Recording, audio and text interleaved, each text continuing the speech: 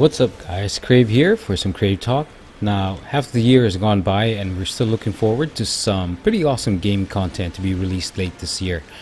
Some of the games that have really caught my attention are Arkham Knight, Rise of the Tomb Raider, Star Wars Battlefront, and the second version or the second game from XCOM. Now, in addition to the expansion for the amazing Witcher 3, which I'm still playing right now, we're also expecting Fallout 4, and that was just recently announced. Now, I'm not sure whether it's really going to make a 2015 as a release date, seeing that some of the retailers are listing the end of December for this one. And when you're citing a date like the end of December, it seems like, there's a very good chance that it just might be pushed out to the following year.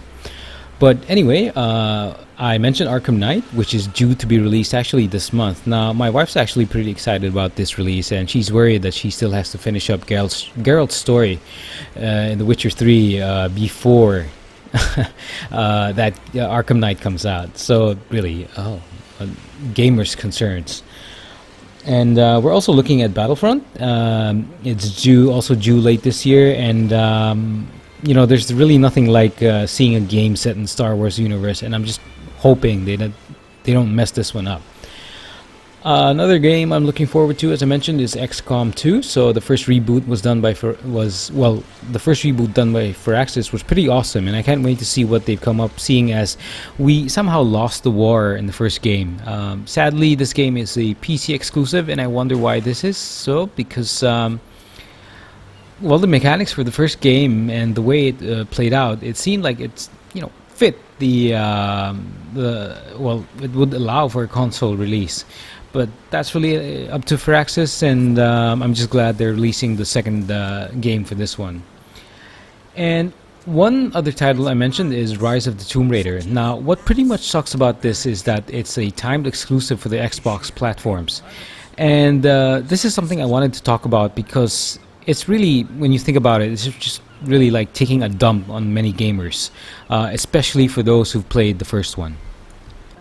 The original reboot story for Lara was made available to the 3 platforms, and what Microsoft did, Microsoft and Square Enix did, was to have an arrangement where game number 2 of the franchise will only be released on the Xbox platforms based on an agreed time frame. Here's a quote from Game Informer. Our partnership with Microsoft on Rise of the Tomb Raider does have a duration, but we aren't discussing those details at this time and are focused on collaborating to deliver a great game for the 2 different Xbox platforms. Now, there were also some discussions that Microsoft made it look like a platform exclusive, but that's not really what I want to focus on, since we've seen business tactics of this sort already. Now, things have changed, and these so-called exclusives are now timed exclusives, just like when Destiny came out for the PlayStation 4. The big difference here is that the first Tomb Raider game was already made available for everyone, and they're limiting the second installment's availability for a period of time. That's really, when you think about it, that's one way to disregard a large portion of the franchise's fans. I mean, you can argue that it's time and that eventually you're going to get the game on your own platform, but it's really just a terrible practice. Let's admit that Sony has made more of its units has sold more of its units compared to the competition. When I really look at this, and there must be a huge amount of money involved, considering the gap in the console market shares for Microsoft to buy off a time deal with Square Enix. Now, in addition, the original game, the first game of Lara's reboot story, has basically sold more than 8 million copies. When you add that up to the console shares and basically the success of the reboot, you can understand why Microsoft simply shifted into high gear and decided to purchase its, timed or limited exclusivity. You can always say that there are other games for the PS4 and PC gamers, and that they can, spend their time on other things while waiting for the release of the second game on the PlayStation 4 or on the PC platform. But basically for PS4 gamers or PC gamers, if you were looking for a similar game just to tide you over until you can play or continue with Lara's story, keep in mind that a similar game like maybe Uncharted 4, its release date has been pushed further into 2016. You can just basically, when you think about it, you can just add that to the many reasons why Microsoft's move makes so much sense. Now, what about the fans of the franchise? I mean, you work so hard to build a fan base that really loves your game, but why would you do this to them on the second game? I mean, you can always, again, as I mentioned, you can always have the argument that, you're eventually going to get your second game. It's just that we have this deal with this other company and we're going to release it for them first. Maybe hold off the release on your platform for the next few months. But why would you do it on the second game? A fan base has been built on the initial reboot, and this thing that Square Enix is saying, it's just like Square Enix is saying, sorry, but these guys are paying us a whole lot of money. This gating of content is completely bullshit. EA's Dragon Age also has a similar thing going on with their DLC Jaws of Hakkon. Think about it. You have the base game on your console, but you can't have the DLC because it's locked for a period of time and available to two other platforms. It's really just bullshit.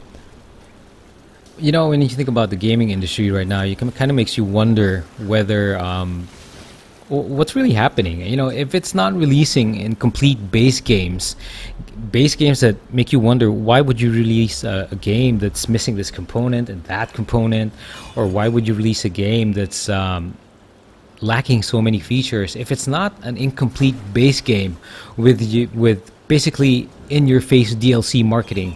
It's a game that's has locked content for the second game or a DLC.